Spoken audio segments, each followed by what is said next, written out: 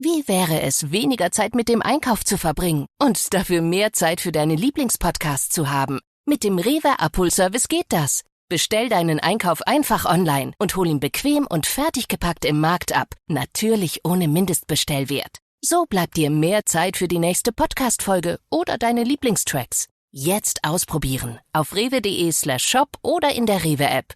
Dein Rewe Abholservice. Online bestellen, im Markt abholen.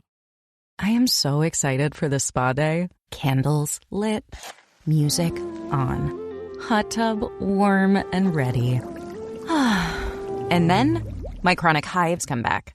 Again, in the middle of my spa day. What a wet blanket. Looks like another spell of itchy red skin. If you have chronic spontaneous urticaria or CSU, there is a different treatment option. Hives during my next spa day? Not if I can help it. Learn more at treatmyhives.com.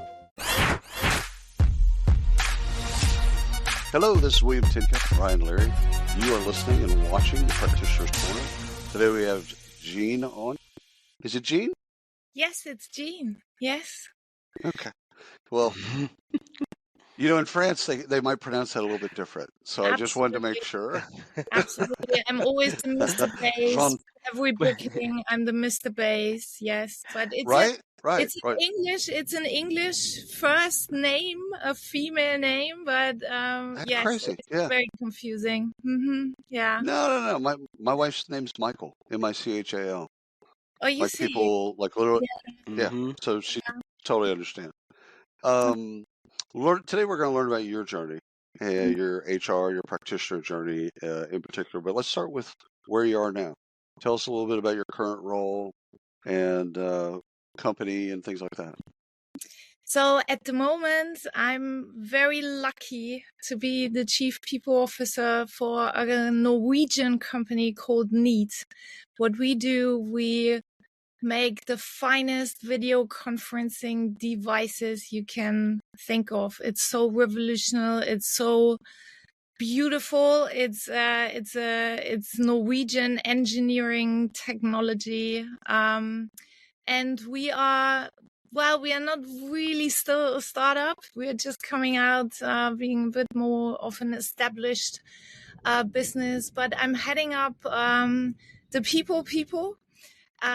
So that's a global role. We are looking into 24 countries at the moment. So I'm working with people all over the world. And I just said it. I feel really honored. I feel absolutely honored to have this position and work for Need, because it's just fantastic. It's amazing. It's exciting. It's a hot mess still, because we are still in this growing phase. But all in all, I only can call it an honor. Yeah, I'm with Need now for about 2 years. And before that, I had many industries I worked in. But I have to say, and that might sound really boring, but I was always HR. So I was always in the HR space across many industries, many countries. But that's my journey at the moment, and I'm happy to be here. Well, Jean, I'm not going to say you're boring. I think you're pretty cool. So we're going to start there.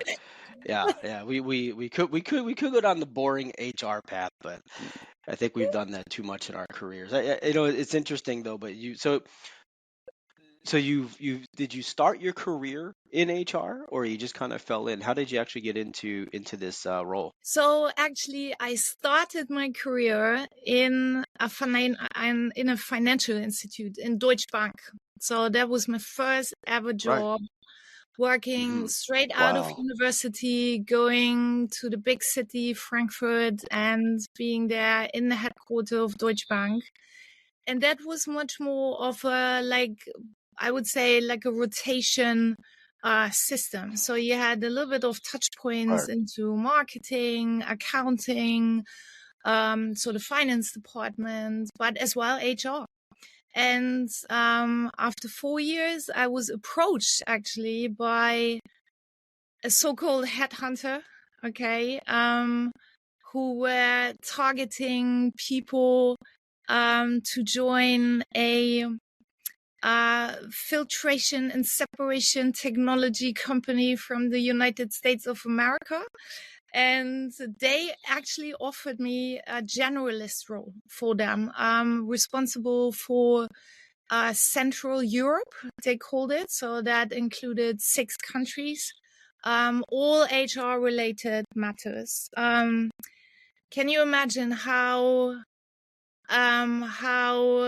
excited I was? But oh my goodness, it was so frightening because it was so frightening. Which countries did you have? I had Austria. We all love Austria, Switzerland, Germany, Poland, the Czech Republic, Hungary, and later on then as well some Nordic countries like Sweden, Norway. So a little Eastern and a little Western Europe. Exactly. So that was in my remit. As we all know, all of these countries, even in the European Union, have different employment laws, different currencies, different everything. So that was then my first true HR role. So growing. So real quick question on that, because yeah, in America, a lot of people think that the employment laws in Germany and France are the most difficult to adhere to.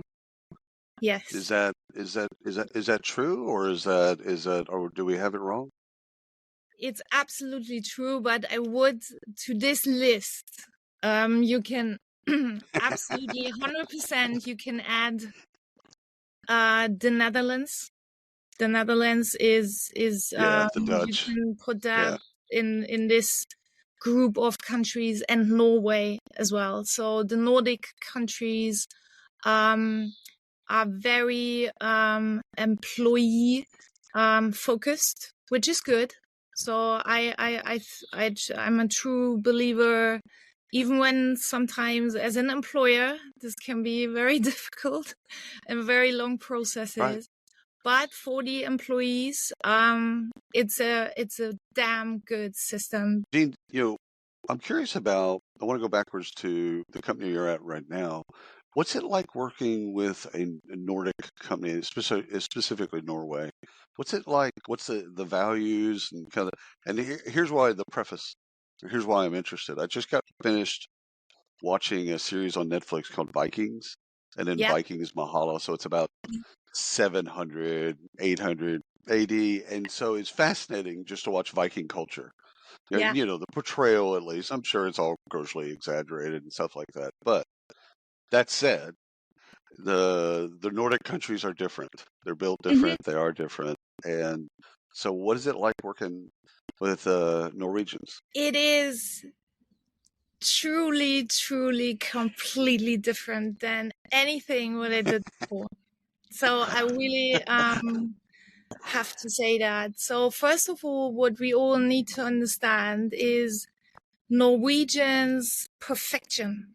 They are really perfection. So I worked with engineers before in other industries and other companies, but Norwegians, this is perfection. And what we have to understand as well, they are so their working style is so effective. And listen to me, I'm German. When I say they are so effective, I know this is so that's kind of, for me, this is another 100% on top. They are so effective that they actually can focus as well truly on their life outside of work. So Norwegians take it very serious to take time off in the summers, take time off with their families. They respect that family always comes first. Even all the laws around parental leave and all of that is very much reflecting of how respectful they are about this part in life. So to sum it up, highly effective. The knowledge and the just the expertise you will find in this country is exceptional. If you ever make a trip to Europe, please do go to Oslo. I mean, even the entrance into the country, the airport train, the fast train, it's like a different world. It truly is. And on top, of course, they have this beautiful nature, and it's just, oh my goodness, I could truly live there. I could truly consider relocating to Norway. Yeah, absolutely. I'm kind of feeling like we need to create a little list of places we need to visit. 100%. Because I've been to Oslo. Yeah, I've never been. When I hear beautiful airports, it's as gorgeous as Gene says it is. Yeah, when I hear beautiful airports and trains, I'm thinking you need to come to Philadelphia and see where we live in, because this thing is trash. Like, it is just awful. Yeah. But Gene, I have a question for you. So you mentioned something that William and I have spoken about a couple of times on another show that we host, and around parental leave and benefits around parental leave. So you're managing people across many countries. Yeah. How do you rank these countries? I'm curious, since you're in this, I'm curious to get your take. How do you rank the countries in parental leave? Right? Obviously, Norway seems to be top, but I'm curious to get your thoughts there. And why is it so different in the States versus other countries? Yeah. So I think one of the reasons, and I think that's for many people to consider when we talk about parental leave. What we have to understand is in countries like Norway, Germany, which is amazing as well when it comes to parental leave, in these countries, the social security system is very, very strong, and the social security payments you make as an employer and as an employee will give the option for taking time off, because this will be then paid out of this pot of money you paid in with all of your contributions to social security. We clearly don't have that in the USA. So that's one thing really what for me is always like when people say, oh, but it's so much better in Germany and all of that, where I'm like, yeah, but you pay for it before even going on parental leave. So ranking. So it's not just given to you, you're actually paying. No, it's not just given. It's paid by taxes, it's paid by social security. That's right. And all of that. And then you just take the money out of this pot again, and you will have sufficient time. I'm not here to judge. I'm not saying, oh, that's so bad in the USA and it's so good in Germany. It's just a different system. We all have to realize that. But in my role, for example, starting with need, one of the first calls I received from my boss, where I did not even started to work for need, I was still working in my previous company, and he called me up and he was like, oh my God, Jean. So he is Norwegian, and he was like, we just have someone who's expecting a baby, and I just looked into what's on offer in the USA, and this is horrible. I can't even think that someone can live like that. It is. It's like 3 days, it's all good. Yeah. So can you look into that? What could be a parental leave policy we could install immediately as of today in need? That was pretty much my first project I did for an employer I did not even work for. And look, we support our neeters the way they deserve it, having an addition to the family. I'm not making any difference between the birthing parent and the other parent. Right. So I think for us in need, we took the responsibility And we said, no, we want to have a really good approach for our NEETers as well in the UK, because US and UK on parental leave policies is not much difference. And as well, Australia, for example. So these are the 3 countries we have separate agreements in place. But yeah, that's my answer to ranking. It's much more to understand of what are the contributions you make beforehand, and then in order to have time off, sufficient time off. So Ryan, one of the things that happens is taxation's higher in some of the European countries because of this, but the politicians don't have access to the money. Whereas in our country, they have the money, politicians have so they use it, they spend it on something else. And so it's like, okay, all these programs, we don't know how we're going to fund them. Well, they were actually funded. Yeah. You know, you can go back at one point. At one point. Yeah. So Jean, you had taken us through Deutsche Bank. One of the things that you were telling us about is that rotation. You know, we don't do those rotations as much as we used to, where you spend 3 months or 2 months in each place and kind of figure yourself out, figure out where you fit. Well, why do you think we don't do that with talent these days, where we bring them in, raw talent, and then just kind of figure that out as they do the rotations, as they're doing work, they're adding value, so that they can figure out where they can add. We can figure out where they can add the most value. Because it's time and money, William. It's I think you need to put extra effort in, and just think about it. You have an employee who is already paid for the job he or she should do, and then you have them rotate and starting new again and again and again. And we all know how in some of these departments or areas, how long it takes, how you ramp up an employee, how we call it, how they really contribute to the success of the company and a bit out of the honeymoon phase and learned, and they know how to do their job.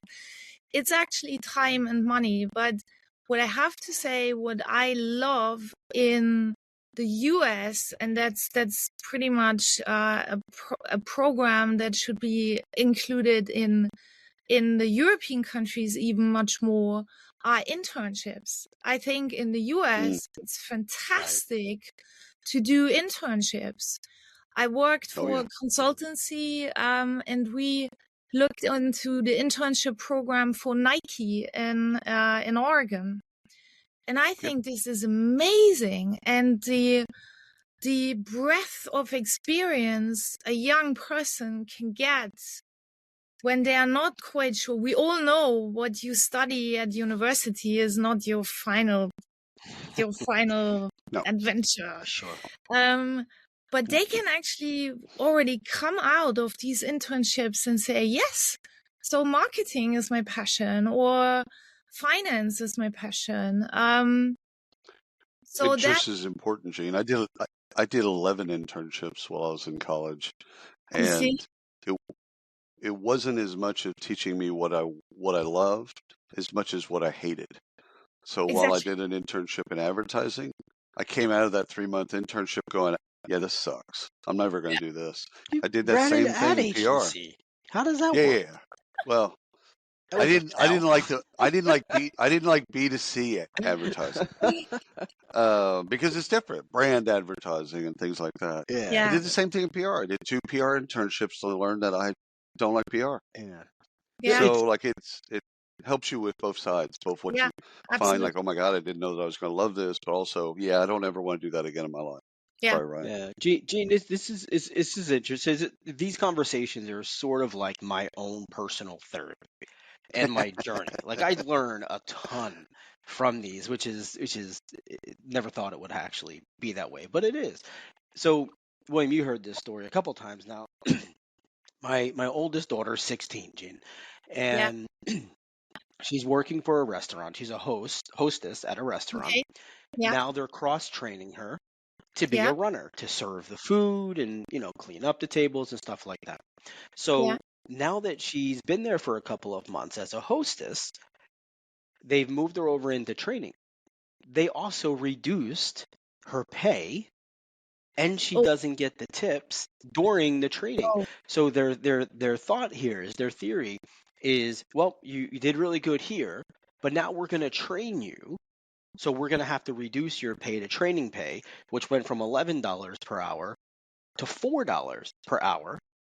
oh, And you wow. don't get any of the tips that the other waiters and waitresses are getting until you're done your training. And I'm not really sure how I feel about that, but when Oh, you say tell it's me. time and money, right, to move someone, why aren't we cross training? It's time and money, and that's how this restaurant's looking at it. But they're actually taking the money away from the employee who has been working well in another role and performing above what they need. So this conversation is very interesting to me for that reason. Yeah. This is Yeah. why I strongly believe so rotating. Running a business comes with a lot of what ifs, but luckily there's a simple answer to them. Shopify. It's the commerce platform behind millions of businesses, including Thrive Cosmetics and Momofuku, and it'll help you with everything you need. From website design and marketing to boosting sales and expanding operations, Shopify can get the job done and make your dream a reality. Turn those what ifs into... Sign up for your $1 per month trial at shopify.com/special offer. BTW, FYI. Visit Nexplanon.com RN to learn about Nexplanon. It's an adjustable implant, 68 milligrams radio pain. Or ask your HCP IRL. Okay, TTYL. In hospitality, or I mean, with the tips, that's always a very difficult approach, how to make that fair in that sense. But rotating for me works most perfect when you have this one general contract of employment. So where you do not fiddle around with salary, hourly rates, or it needs to be this one rock solid contract of employment or any agreement. And then it's a fair approach. And funnily, I worked in hospitality when I was at uni. I worked in big hotels as a waitress, cleaning rooms, I don't know, cleaning the kitchen. I did that for many, many years. And we always had this. We had a tip, like a glass jar, okay? And the waitress, they were only allowed to keep 50%. The other 50% was in the jar because it takes more. I mean, it's damn easy to put a plate on the table, but who cooked it? Who washed the dishes? Yeah, who cleaned it? So Exactly. who's doing all of that in the background? So it's only fair that you share this in a way. I mean, to all the waitresses Absolutely. out there, you will not like me for this, but you should share. Come on, your tips. It takes much more to serve a guest, you know? No, absolutely. I fully agree with that. Yeah, I like the so in Europe, internships are not something that is of the norm. It is. It's becoming more and more the norm that you do. Even when you are at university, you have like a job in so like 1 day per week or a couple of hours here and there. But the power of internships, like we know it from the US, that's definitely not an approach over here, which is, that's not good. We need to get better. We are working on this in need at the moment in Norway, actually, working with 2 universities up there to provide internships, to provide this opportunity in the engineering space.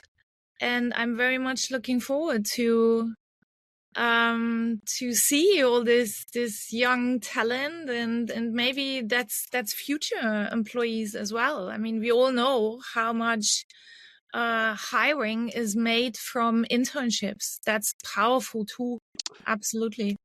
I was actually going to ask you about that, Gene. How has hiring changed for you in the last couple of years with the advent of skills base, you have work shortage, talent shortages, you got economies that are going crazy. Like you're dealing with all of that madness.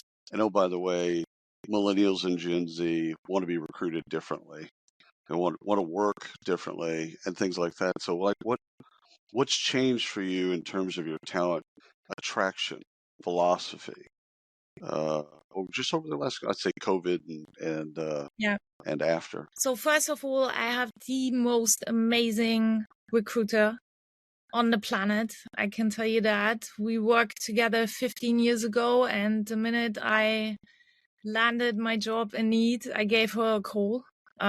Just initially wanted to tap into her network, and then she was interested herself. But yes, I hear you. I think over the last years, the competition, and as well when you're in a startup environment, when you don't have a big name, when you don't have big programs and all of that, I would even say it's, and we talk about this in HR for centuries now. So the first impression, how do you introduce the company and all of that? But it became so important. I think it's nearly like 100% success for people in Need when we are making initial approaches or stuff like that. How do we present Need as an employer? How do we present the company, the opportunities, the vision? What do we want to be in 5-6 years? And doing this with a highly professional approach, not overselling, being open and honest as well about the challenges. And yeah, I mean, we are lucky. We have amazing products and we have an amazing story to tell. But getting this across the line, I think this is even more important. And even some simple facts like before COVID, it was so easy to invite people to the headquarters to say, oh, look, this is where the magic happens. You even can touch our products. You can speak to some more people. That was non-existing during COVID. Right. It was. Right. Has the change helped you? I mean, clearly you're in the space, right? So I mean, but has the fact that you can't invite people or you weren't able to, has that now played to your benefit? Oh, that's interesting. Good call. Yeah, good question. Well, what I can say with our technology, even the interview experience will give a first outlook of how amazing the technology is. So that would not be the case when we would see each other face to face. But when we are doing interviews now and they see how the camera is zooming in and out, the noise cancellation, all of this beautiful technology. In that way, it's a very interesting question. Yeah, that helped Need as such. Yeah, I would say yes. Yeah. I think just having a great product, getting back to that place of, it's hard when you have a crappy product and you know it in HR and you know it in recruiting, it's a hard sell. Putting lipstick on a turd that's a hard sell. When you have a great product, it helps. Yeah. It kind of sells itself. Like, it's one of those deals. People want to, I think all of us want to be a part of something that has a passion, has momentum, has a focus. It looks like it's going somewhere. Like we all want to be. We all want to be involved with something like that. So I love hearing that. Yeah. Let me ask you. Also cool to work for Nike. Oh, 100%. Right? Like the brand itself. And you mentioned the intern. Like I could see kids saying, "Yeah, I want to work for Nike. I want to work for Under Armour." Yeah. I looked at that internship when I was in business school, actually. But I'd already decided I didn't want to do branding. So I'm like, okay, what am I going to learn about Nike? I've spent 7 years of my life in retail. I kind of understand that part of the business. So what are they going to teach me? Um, so let's deal with some of the things through your career, some highlights of things that you're really proud of. Maybe some of the things you and your team have built. Like you're like, we had a horrible onboarding process and tore it down, built it back up. And then the flip side of that, some misses where, hey, we thought we're going to bet heavy on this job board, and horrible thing. Just it was a terrible idea, and it happens to everybody. So give us some of those things if you can. Should I start with the highlights, or should I start with the? Oh yeah, start wherever you want. Start wherever you're comfortable. Okay, so highlights, absolutely. What and I'm preaching this to everyone who's working with me, is, and that takes time, just by the way. So that's nothing you can learn in a classroom or reading a book or stuff like that. But highlights is that I truly, truly can say, without being arrogant, I'm truly a global people person. So, and that takes time to learn about the cultural differences, to learn about the different legislations, to learn about all the little tips and tricks, how to operate in the country. And using this knowledge, and as well for Need now, opening new territories, opening new countries, and it's going flawless. I can tell you that. I can open a new country, including payroll, tax, identification, contracts of employment in a snap. And it's so enjoyable. You're not daunted by that. The complexity that most people would wilt under. You're like, okay, we got 17 countries in Africa that we have employees in. Okay. Yeah. Okay. Let's do that. Ways to do that. That's fantastic, quite frankly. True global leadership. Yeah, the highlights. And again, that takes time. This is not overnight or just working in the space for 2 or 3 years.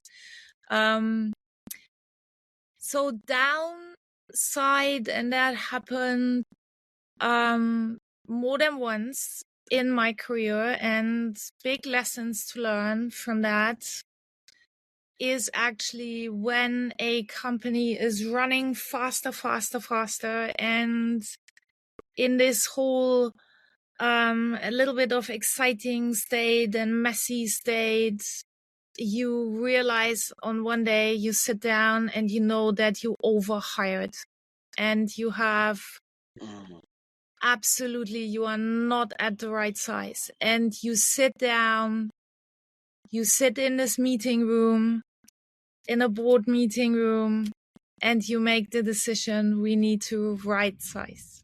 And that's right. Still, all of my fellow HR people out there will know how heartbreaking this is, because you maybe headhunted, approached amazing talent from companies.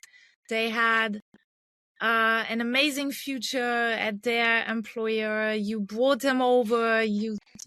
They believed in the story, and it was all very exciting.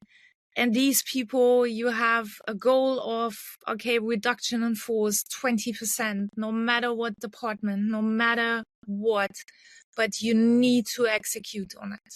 So what my mantra is in situations like that, to do it in the most professional way we can. So show the respect, be absolutely on the point. All processes, everything needs to be in place to a level of excellence that we show all of our respect. So I can tell you the last process I had to do, unfortunately, we spoke to every single individual in person. And we started at 3 a.m. in the morning, starting with Asia Pac, rolling into Europe and rolling out to the US. Me in person, I was on the phone in 20-minute scale for 23 hours. And I wanted that because that was what they all deserved. So that's the downside. But I'm sure we all know that's life. I was going to ask about that. How do you manage that process globally? We hear the horror stories of companies letting go of people over Zoom, and and it's good to hear that story.